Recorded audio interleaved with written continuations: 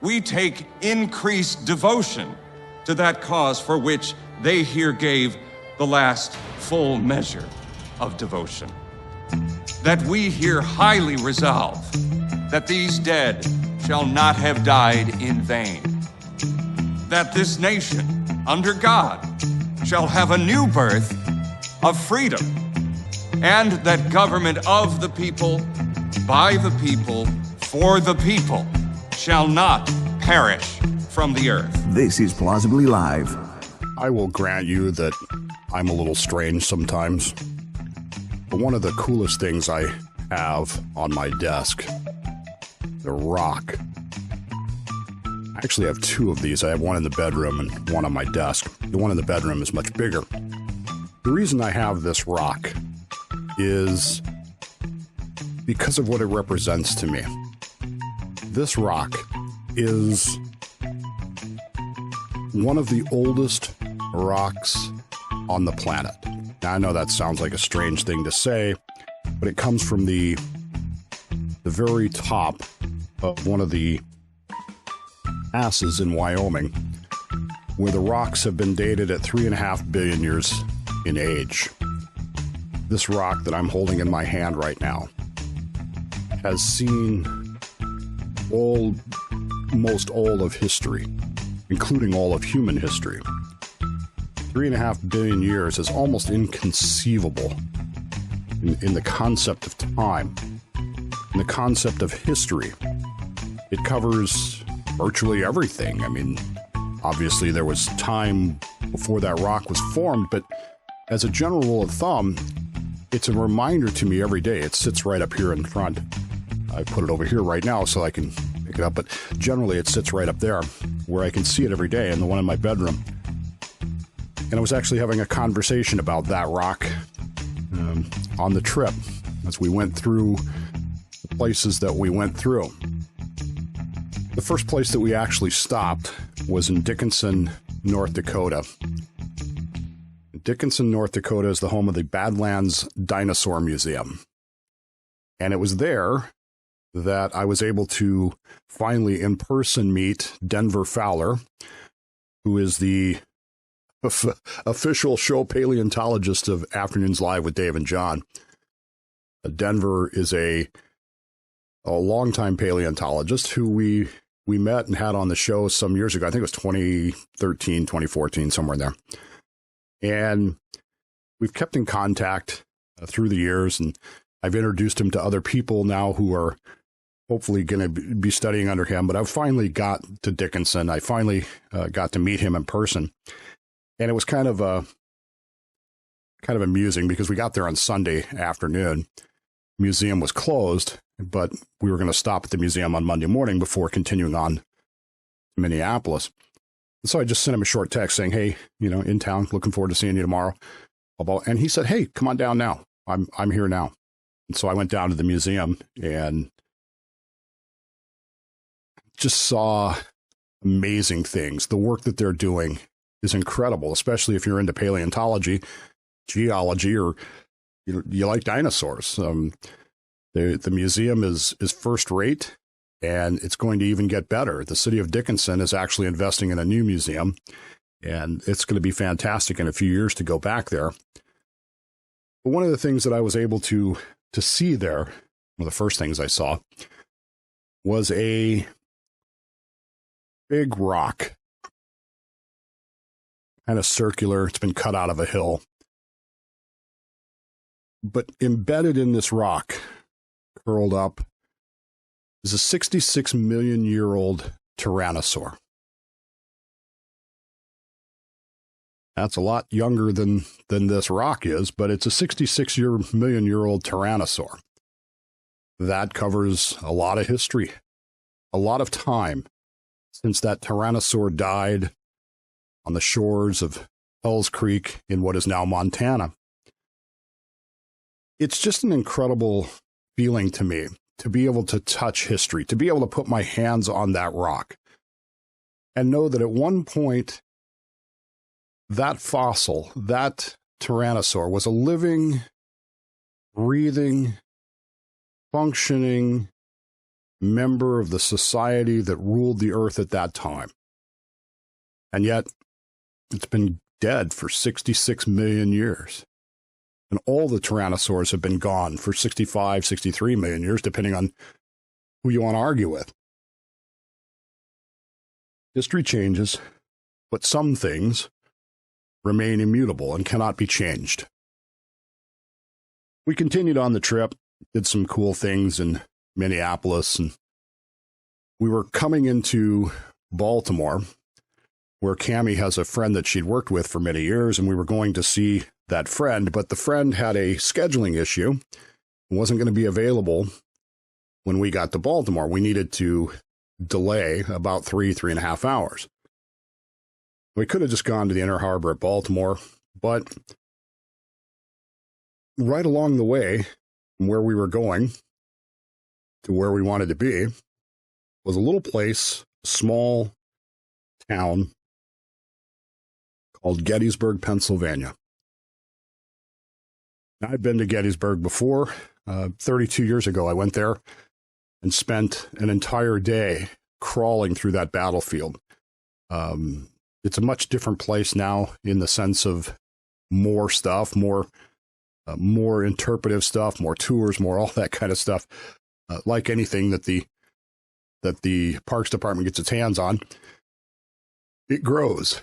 Well, we weren't going to have but a few hours, a couple of hours, and so I had to decide, where can I take Ben to really get the impact of what Gettysburg means and what it is? And there were two places that we decided on.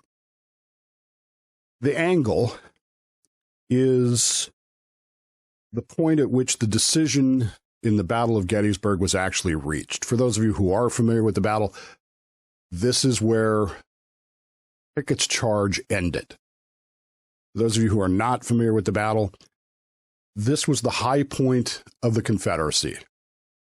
They reached right around that tree that you see in the picture there. There's a low stone wall like you see in the foreground. And in some places actually managed to breach that wall, but were thrown back by the Union troops. And that is considered to be the turning point of the American Civil War.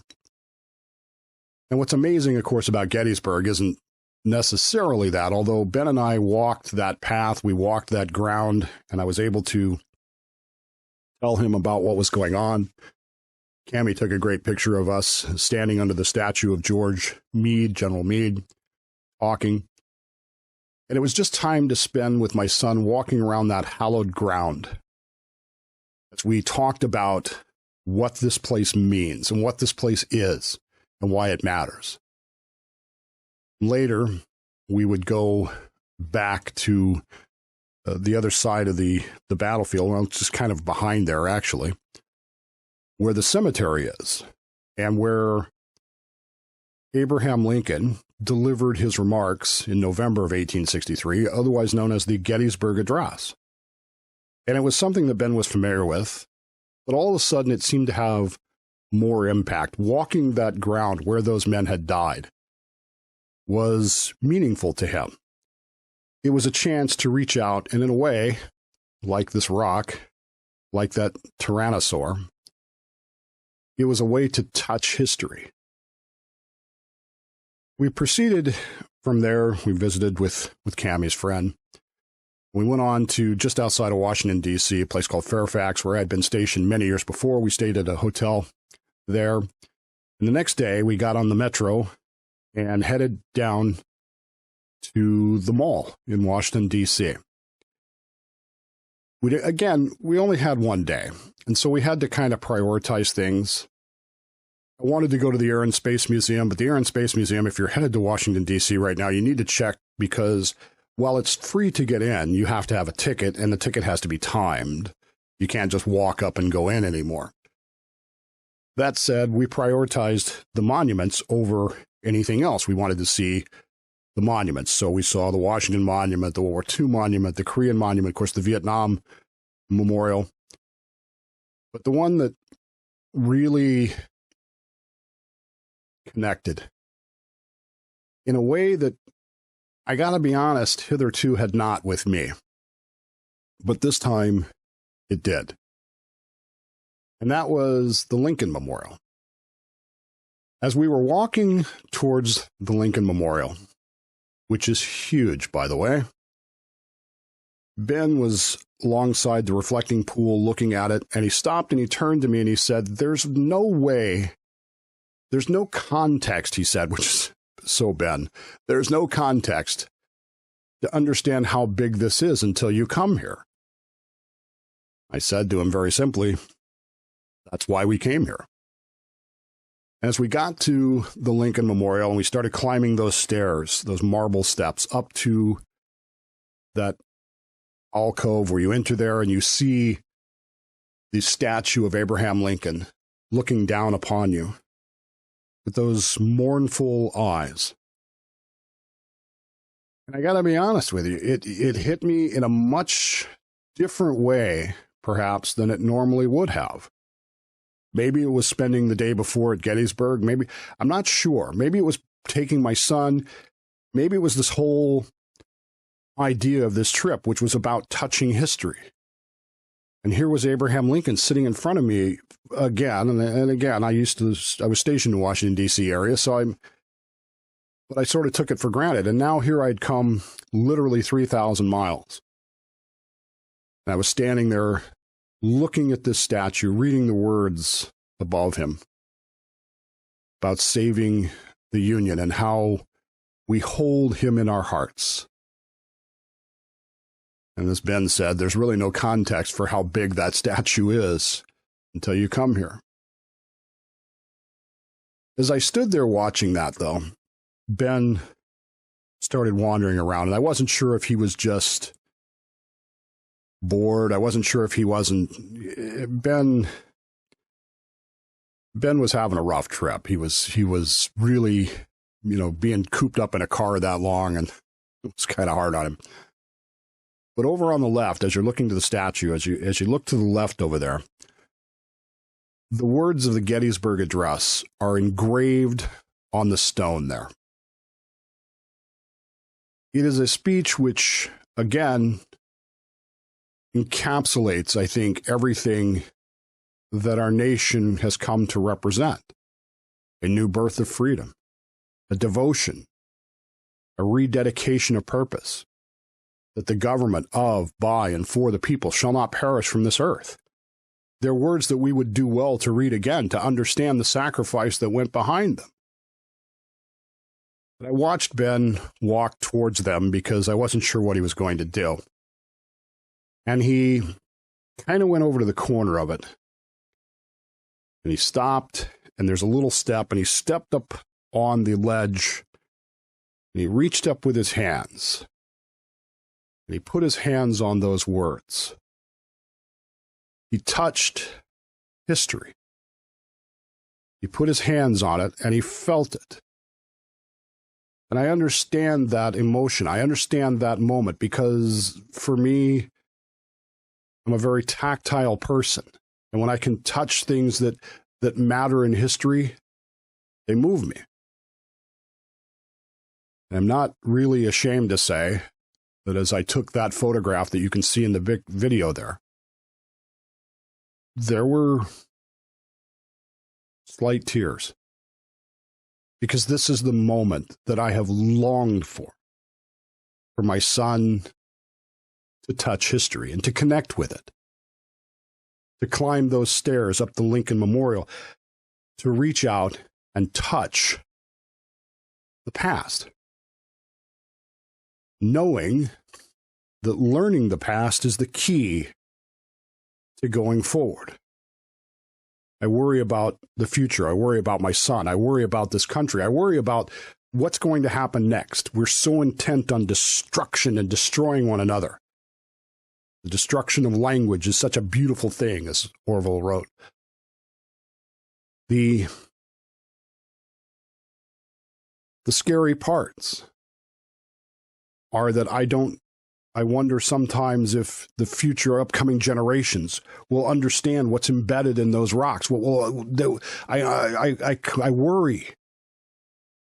But now I watch my son reach out and touch those words and touch that history. knowing that he had been there the day before, that he had seen what had happened. And there was a connection to him.